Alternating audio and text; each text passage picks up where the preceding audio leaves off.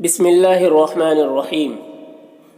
اردو کی کتاب گلستان ادب کے ذریعے سے مشکل اردو پڑھنا سیکھ رہے ہیں الفاظ و معنی کی تشریح کے ساتھ، اور آج کا سبق کا عنوان ہے امراء جان ادا۔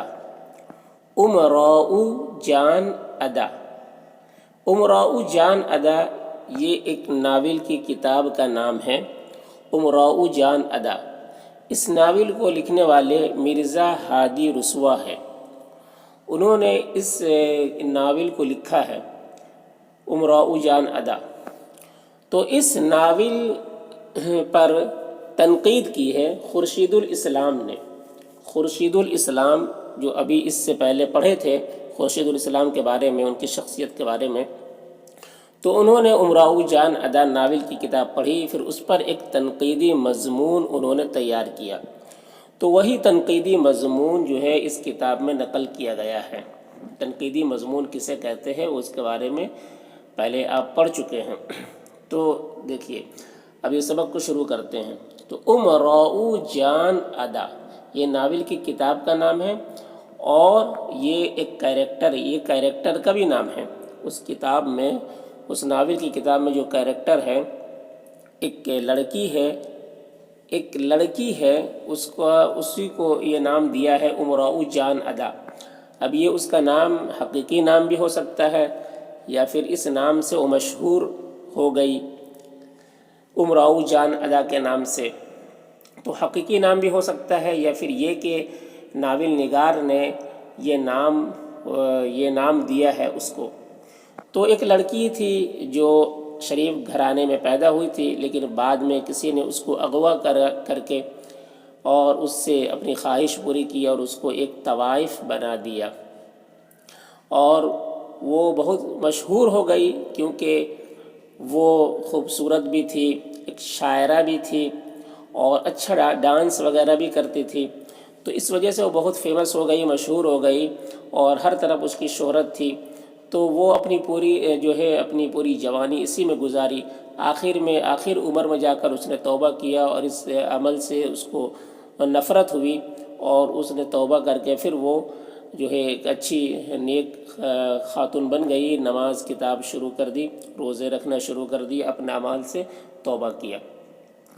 تو یہ کہانی لکھنؤ کی ہے، اور یہ کہانی کے بارے میں لکھا ہے کہ یہ کہانی حقیقت بھی ہو سکتی ہے، اور پھر یہ کہ یہ افسانہ، یعنی ناول نگار نے مرزا ہادی رسوا نے اپنے طرف سے ایک کہانی گڑھی ہے، یہ بھی ہو سکتا ہے۔ تو دونوں کا امکان ہے، ٹھیک ہے۔ تو اب چلیے سبق کو شروع کرتے ہیں۔ دیکھیے امراء جان ادا، اسے پڑھیں گے امراء جان ادا، امراء جان ادا۔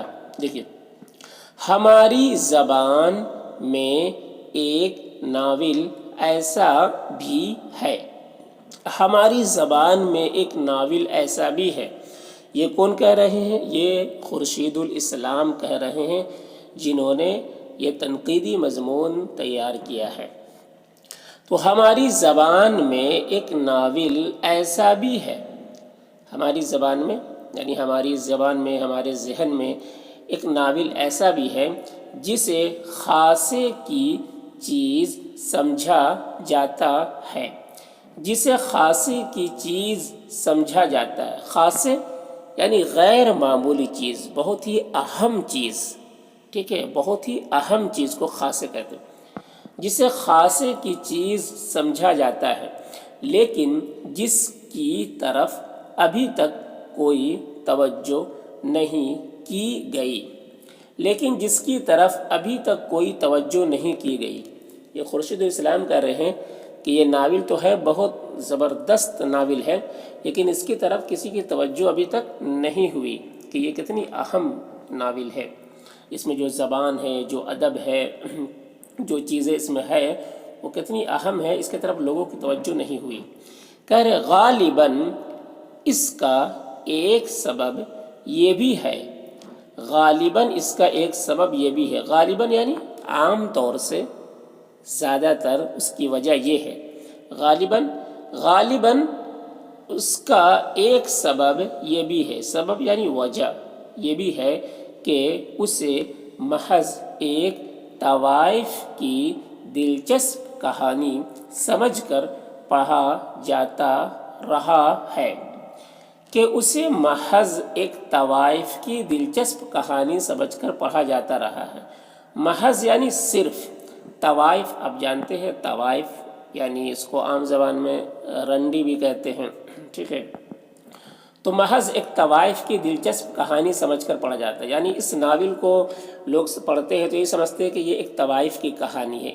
اسی لیے اس کا جو اسلوب ہے، اس میں جو خاص چیزیں، ایک انمول چیزیں جو ناول نگار نے، مرزا ہادی رسوا نے جو اس میں سمویا ہے، اس کی طرف لوگوں کا ذہن نہیں جاتا ہے، اس سے وہ چیزیں فائدہ نہیں اٹھاتی ہیں، ادبیت سے فائدہ نہیں اٹھاتے، بلکہ اس کی کہانی کی طرف ہی اس کا دل لگا رہتا ہے، اور بس وہ کہانی سمجھ کر اس کے کہانی کا مزہ لیتے ہیں، لطف اندوز ہوتے ہیں، اور زبان کا کوئی فائدہ نہیں اٹھاتے ہیں۔ اس کی وجہ یہ ہے، یہ کہہ رہے ہیں کون؟ خورشید الاسلام سے کہہ رہے کہ اسے محض ایک طوائف کی دلچسپ کہانی سمجھ کر پڑھا جاتا رہا ہے، جس کا نتیجہ یہ ہے کہ اس کے بنیادی اور قابل قدر پہلو نظر سے اوجھل ہو گئے ہیں۔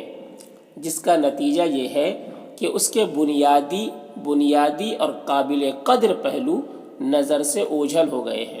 بنیادی یعنی بیسک چیزیں، جو بنیادی چیزیں اور اہم چیزیں جو ہے، اور قابل قدر یعنی جو قدر کے لائق ہے، جو قدر کرنے کے لائق ہے، پہلو یعنی حصہ۔ تو کہہ رہے ہیں کہ جو بہت ہی جو اہم چیزیں ہیں، جو بنیادی چیزیں ہیں اور بہت ہی قابل قدر جو چیزیں ہیں، وہ نظر سے اوجھل ہو گئے ہیں، اس نظر سے اوجھل ہو گئے۔ کیوں ہو گئے ہیں؟ کیونکہ لوگ اس کو صرف ایک دلچسپ کہانی سمجھ کر پڑھتے ہیں اور کہانی کا مزہ لیتے ہیں، اور جو ادبیت ہے اس کے اندر، وہ اس چیز کی طرف توجہ نہیں ہوتی ہے۔ جس کا نتیجہ یہ ہے کہ اس کے بنیادی اور قابل قدر پہلو نظر سے اوجھل ہو گئے ہیں۔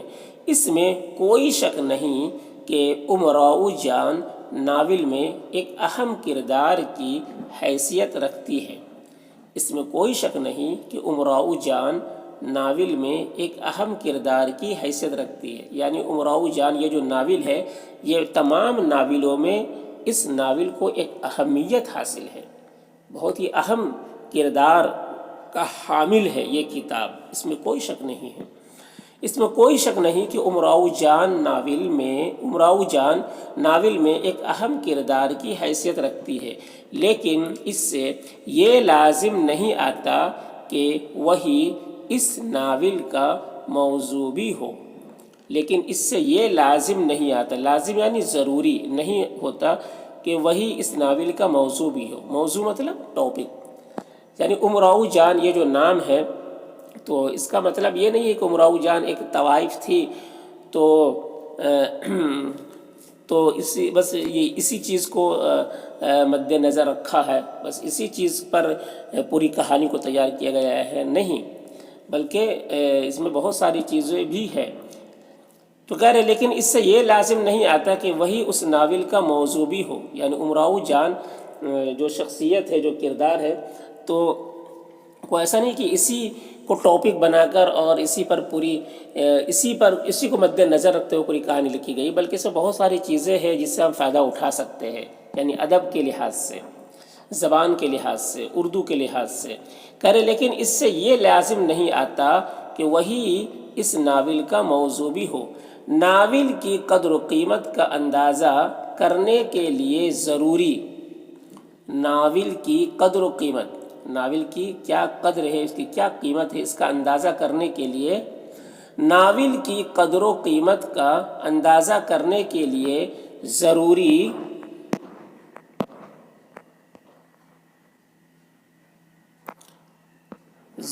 ہے کہ پہلے اس کے موضوع کو دریافت کیا جائے،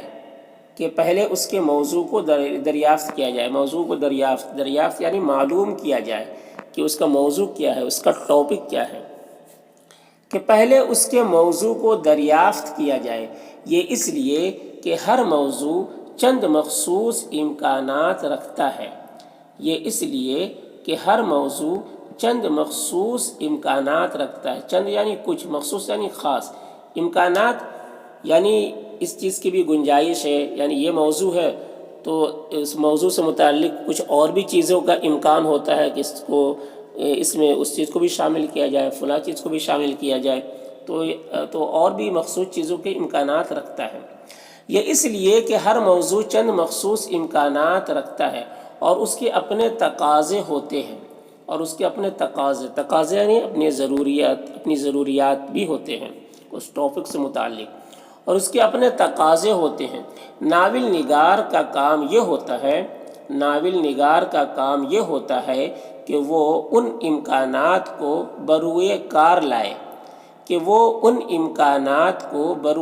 لائے. بروئے کار لائے مطلب کام میں لائے، عمل میں لائے، سامنے لائے، کہ وہ امکانات کو بروئے کار لائے، کہ جو اس ٹاپک سے متعلق جو امکانات ہے، جو چیزیں اس ٹاپک سے متعلق لکھے جا سکتے ہیں، بیان کیے جا سکتے ہیں، ان چیزوں کو عمل میں لائے، کام میں لائے، سامنے لائے. وہ ان امکانات کو بروئے کار لائے، ان تقاضوں کو پورا کرے. تقاضوں وہی جمع ہے ضروریات. ان تقاضوں کو پورا کرے اور فطرت کی ان لہروں کو بہتا ہوا دکھائے. اور فطرت یعنی نیچر، اور فطرت کی ان لہروں کو بہتا ہوا دکھائے جو واقعات اور کرداروں کی ساخت پرداخت کرتی ہیں.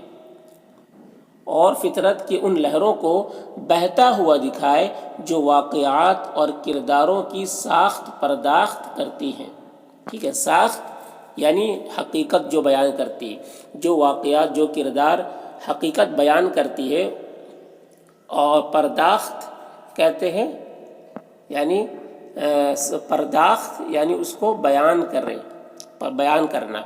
تو ساخت پرداخت مطلب یعنی تو ناول نگار کے بارے میں کہہ رہے ہیں کہ ان کا کام یہ ہوتا ہے کہ جس ٹاپک پہ باتیں لکھ رہے ہیں تو اس میں اس ٹاپک سے متعلق ان کی ساری چیزوں کو، ان کی واقعات اور ان کے کرداروں کو اس طریقے سے بیان کریں کہ جو حقیقت اس کے اندر ہے، اور جو اس واقعات وہ واقعات جو ہے اس کی حقیقت کی عکاسی کرے، اس کو بیان کرے، ان کو اس طریقے سے لکھے، ان کے کردار کو، ان کے کیریکٹر کو اس طریقے سے لکھے کہ بالکل واقعات جو ہے نا اس کی سچائی کو بیان کر رہی ہو، پڑھنے کے بعد ایسا محسوس ہو کرے، جو واقعات اور کرداروں کی ساخت پرداخت کرتی ہیں.